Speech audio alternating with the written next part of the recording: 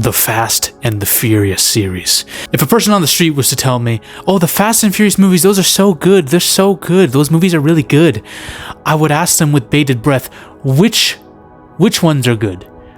Which Fast and Furious movies are good? And if they mention the names of any of the latest, most recent projects from that franchise, I'm going to have to spat my brains in with a weighted plate. This franchise has gone to shit, right? And only one man can be blamed. You could probably name two, but in my opinion, only one man and his ego and his mid to senior life crisis can be blamed for the utter destruction of this franchise in the most immoral, possibly immoral, way possible.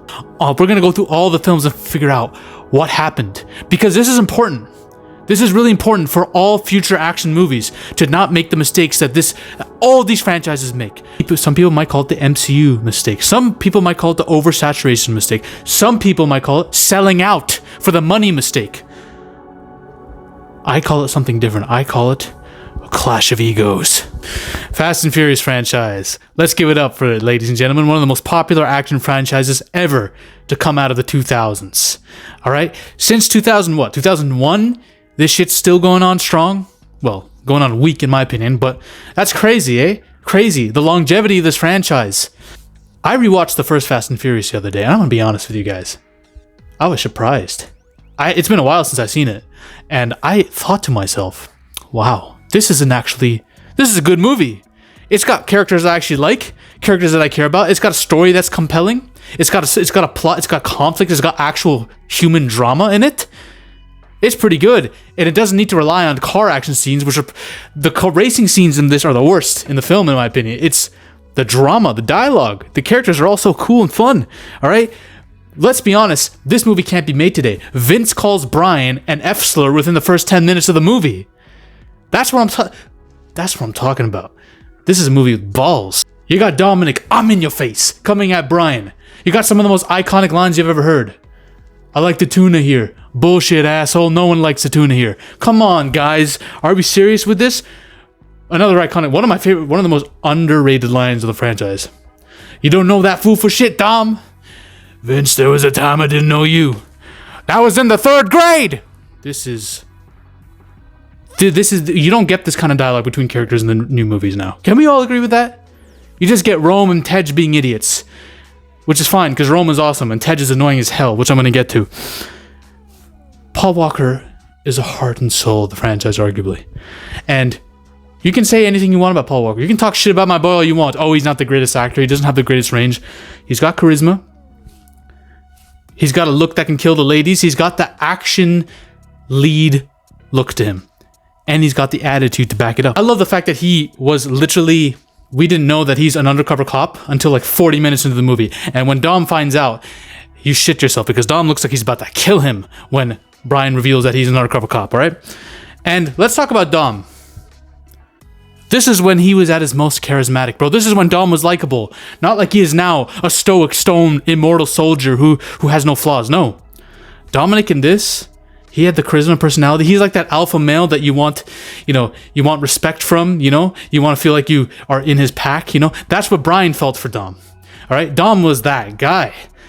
And you didn't have to force it. You just knew. Now this dude's got to lift cars and throw them over his head in order to force the point down your throat that he is still that guy, despite being 70 years old. All right. I don't like what they did to Dom now. Dom at his prime. This is my favorite character Vin Diesel's played. Besides Riddick. I'm going to make a whole video on Riddick, because Riddick is the most underused character, especially an anti-hero, in fiction, in my opinion, in the live-action format. All right? This guy is my favorite anti-hero of all time. All right? But we're going to get to that in another video. All right? Dom went from doing barbecues with his family to beating the hell out of Johnny Tran in one of the most satisfying beatings I've ever seen in a movie, by the way. This dude had all spectrums of emotion, especially when he's admitting to Brian that he beat a dude to death or half to death for his dad. This is real drama, guys, okay? I love Brian and Mia's relationship. I love the interactions between the characters. Vince, Mia literally blue balling Vince because Vince is talking shit to Brian in the kitchen. It's such a funny scene. You don't get scenes like this in the new Fast and Furious movies. You just get random bickering, forced comedy, and CGI cars demolishing each other. Like, what the fuck are we doing, guys? And I'm gonna be honest, this cast of characters, this family, this crew, Dom's old crew, is better than the new one. I didn't think that at first, okay? Fast 5 showed us how great this team, all their chemistry was. Now it's gone to shit. We don't care about any of them. They're all nigh immortal. These guys feel like real people, okay? And here we get to Too Fast and Furious. I'm going down the line, guys. Too Fast and Furious is one of the funnest, most rewatchable films I've ever seen. Not perfect. It's a fun action film, but my God, this lives and dies off of these two. The best chemistry of two leads I've ever seen in an action film, arguably, besides Rush Hour, and then maybe you can name a couple others. But goddamn, these two are just two goofballs in cars, racing around, going undercover for the police. Come on, guys, you can't get any better than that. And goddamn, prime Eva Mendes, Ryan Gosling, you're one lucky man. Goddamn, and Carter Verone is one of my favorite villains. He's a better villain than Johnny Tran was. He's one of the best villains in the damn Fast and Furious universe, and it's just such a good testament that he is literally in a badass film with Vin Diesel as Johns to his Riddick. It's just, I just wanted to mention that, okay? And they got some excellent scenes. They got a fucking car driving off, trying to chase down a yacht. Like, it's badass. And then we get Tokyo Drift. The weirdest movie, arguably. Well, I mean, you can't really say that anymore, can you? But because it didn't have any of the original cast and it's a new setting, it's one of the more underrated films. This is Han's film. Okay, this is Han's film. I like the main guy, but come on, this is Han's film. Han is that guy. All right, this is a dumb, corny movie, but my God, does it have heart? You can't say that about any of the new movies nowadays. This had passion, and by the way, it has my favorite cars in the franchise. I'm not a big car guy, but when I saw the cars in these, the Mustang, and then whatever the hell, the Honda, whatever that Han was driving, I was like, man, I want that. I might be into cars now. All right, my favorite soundtrack of the series. My favorite race, final race of the series, that race on the mountain, because for some reason the Japanese mafia says that we're going to decide who gets this money based off of a random street race on a mountain. Stupid, but awesome, all right? Han's death is sad. It's really sad. And it emotionally drives the climax. That's what I love about this. This movie has substance, guys, all right? They removed all of that in the 8th movie by bringing Han back like a bunch of idiots, but whatever. Han's a badass, fine, we let it go. Fast 4, Fast and Furious, one of the more underrated movies in the franchise. I think this is a pretty good movie, all right? It's got real drama. Dom does descend into his stoic form in this, unfortunately, but this is a legitimate crime drama with cars racing. That's it, all right? It has one sick street race, all right? But the climax is literally them fighting mobsters in Mexico, drug cartels with cars and shotguns. All right, that's it. And it has one of my favorite scenes, one of the most violent and dramatic and scary scenes. Dom beating the hell out of Brian because he finds out Brian was undercover with Letty, or had Letty go undercover for him. That is an awesome scene. That is drama. We don't get scenes like that anymore. All right? And Letty's death actually means something. I think Letty's better off when she's dead. I don't actually like her character in any of the new movies. She gets annoying as hell. And it's cheesy with her and Dom now. They should have left her dead. That was one of the best things Fast 4 did. It actually inspired a new franchise, essentially. This was like the rebirth. All right, and it had Gal Gadot in my favorite role of Gal Gadot's, but I don't like Gal Gadot. I don't think she should be getting any acting roles because she can't act. If you don't believe me, the Wonder Woman 2, I don't want you to rewatch it, but just rewatch one scene when Steve Trevor has to leave and die again. Watch how she becomes sad. Watch her attempt to cry. It's some of the worst acting you've ever seen in her life. Stop giving this woman roles just because she's good looking. Fast 5 is the best movie in the franchise. I don't give a shit what anyone says. This had it all. It's a heist film, a crime drama, an action piece, a street race film, and it has some of the best character interactions in the damn franchise, period, okay? From the vault chase, you got that street race with the cop cars, you got the family as we know them at their primes, at the best, when it wasn't forced comedy and just immortal shit, okay? You have the Godzilla versus King Kong fight with Vin Diesel and Dwayne Johnson, which is still my favorite fight of the franchise. And Dom does go full stoic here, but he's still likable, okay? And this has my favorite characters of The Rock, before The Rock just completely just plays himself in everything. This is Hobbs in Fast 5 is Rock at his best, before shit goes down with him and Vin, which we'll get to, okay? And I just think it's a damn good movie. It's testosterone fueled for all the guys out there, and it's just a classy film, guys. This is a movie you're gonna hop on and go to the theaters with your friends and watch and just come out psyched and hyped. You know, it's like the feeling you get from watching Top Gun 2, right? It's that level of awesome. Villain is mid as fuck. I'm just gonna put that out there. All right. Fast 6, not as good as Fast 5, but it's the most. This might be the most fun I've ever had at a movie theater. I'm gonna be honest with you, okay? From the opening music, the opening track, One Shot, We Own It, that shit, whatever, to I like the villain, Owen Shaw, a lot in this. And I love the fact that his crew is literally just an opposite version. They're like the anti-version of Dom's crew. It's just fun. And then you got the tank chase.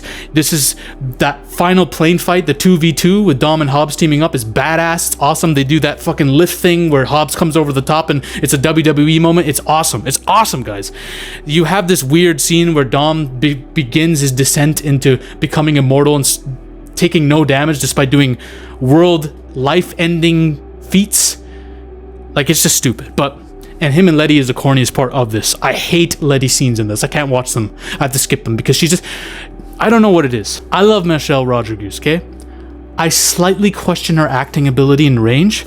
I don't know how much of it was the dialogue she was given, but she's just not, in some of these scenes, and especially in future movies, she's not great. Okay? I'm gonna put it very charitably. You had that really cool twist with Gina Carano, which it's kind of stupid to be honest, but it's dumb and it's fun, okay? This movie is really dumb, but so much fun. It's not a bad movie. I call it dumb, but just because a movie is dumb doesn't mean it's bad. I think this might be the last good movie in the franchise.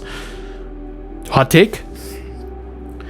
This is The Fall from Grace. Listen, Furious 7, I know a lot of people like it, but let's just be honest here, guys. We have to call a spade, all right? I'm going to be very easy on this movie because Paul dying mid-production fucked the story of this movie. So but I'm gonna tell it like it is. Rest in peace, my brother, Paul. Okay? I believe this is the beginning of the contracts. If you guys know what I'm talking about, Vin and Dwayne, and maybe Jason Statham, I don't know, they drafted up contracts that said, we legally are not allowed to take this many punches from each other. One cannot significantly win a fight over the other. It's literally a battle of egos via contract, okay? You can't hit me too much, bro. Can you imagine these two on the set when they're filming their fight? Dwayne is like, yeah, so we're even in this fight, right? I'm not gonna take too many punches. And Vin's like, yeah, but it's my movie, so I gotta win the fight. You know how it is, protagonist and all. And Dwayne's like, no, it's still gonna be a tie, right? And Vin's like, yeah, but I gotta win. I'm the hero of the story. Dwayne's like, no, but we're gonna tie, right? I can't. My fans can't see me lose a fight on screen. Dude, can you imagine how cringe it must have been for the director? All the scenes with Dom and Letty need to go. I just don't care about this relationship. I'm sorry, guys. I'm so sorry that if you don't agree, but Letty should have stayed dead. This dialogue is cheesy. It's a soap opera with cars now, okay? Jason Statham's a great villain, but he's underused. He's used in the first awesome action scene with him and Hobbs, but then we get this God's Eye plot line, which, why was it there? I get it. Paul Walker's death probably impacted it a lot, but this is a stupid plot line. We should have had Jason Statham instead. He has one great fight with Dwayne Johnson, all right? He takes a couple hits, nearly loses that fight, but wins it. We have an awesome scene in Dubai with the red car, the Lycan, whatever, driving off.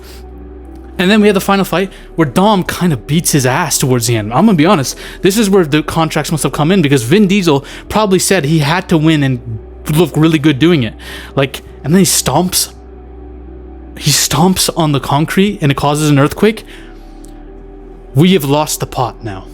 It's over. Any quality storytelling is gone after this. Okay?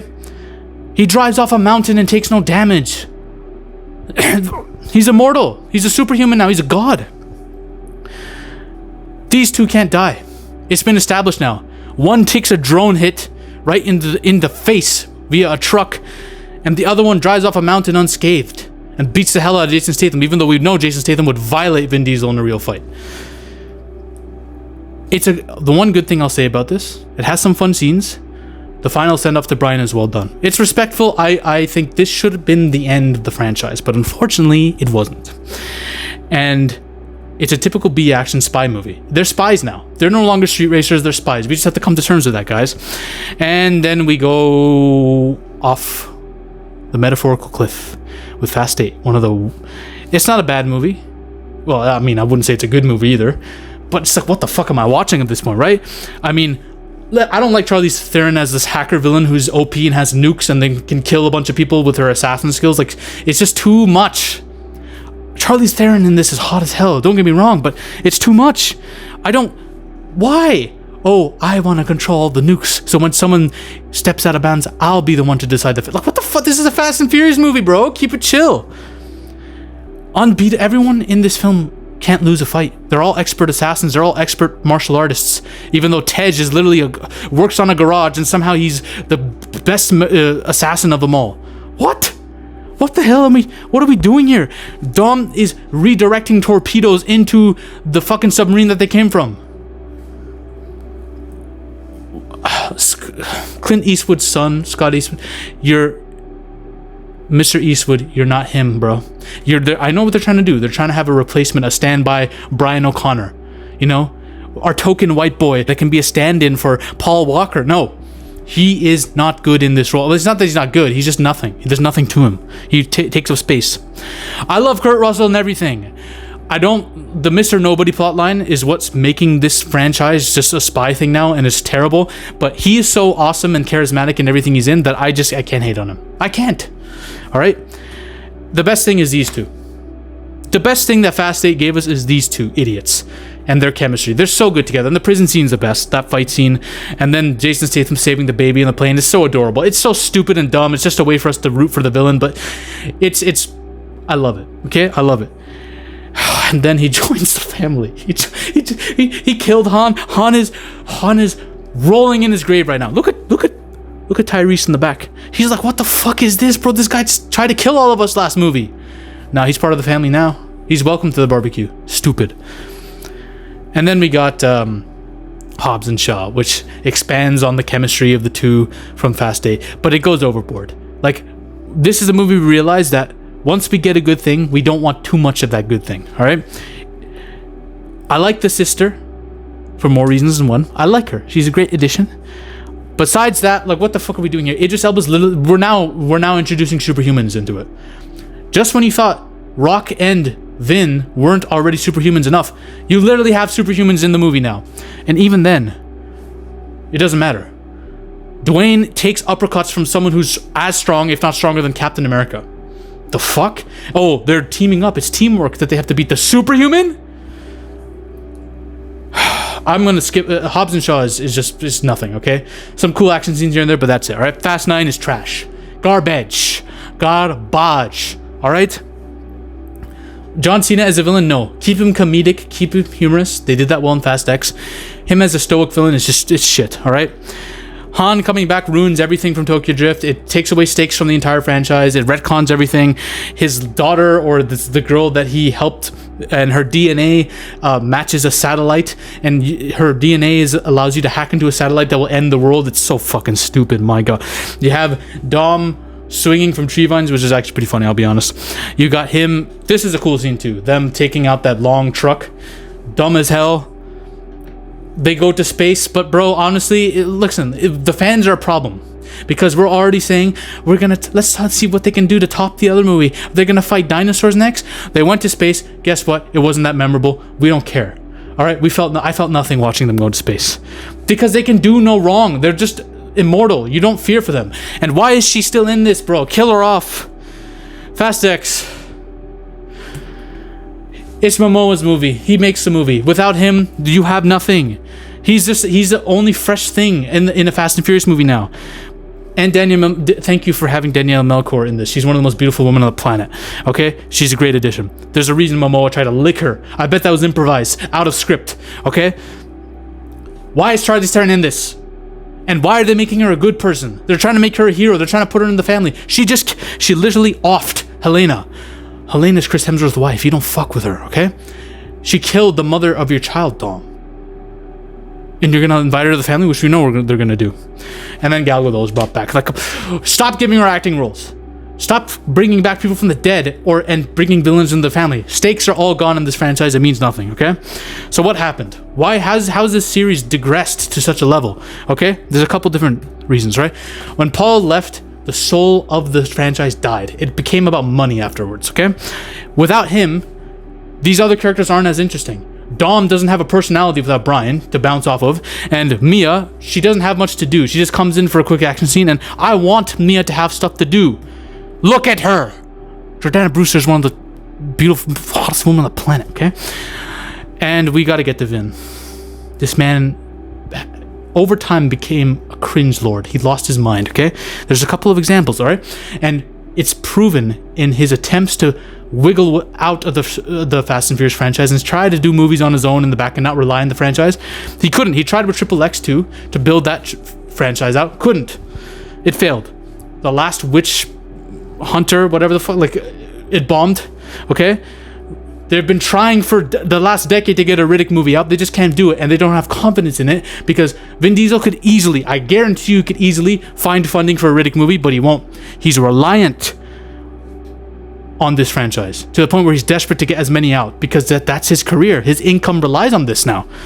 He's a producer on all these films, and he has a direct say on what happens in the script, especially when it comes to his character. So he's actively trying to make his character a hero, a god, and immortal. Every time he does a feat of strength, it's all because he wanted it there. Not the script writers didn't come up with this shit, okay?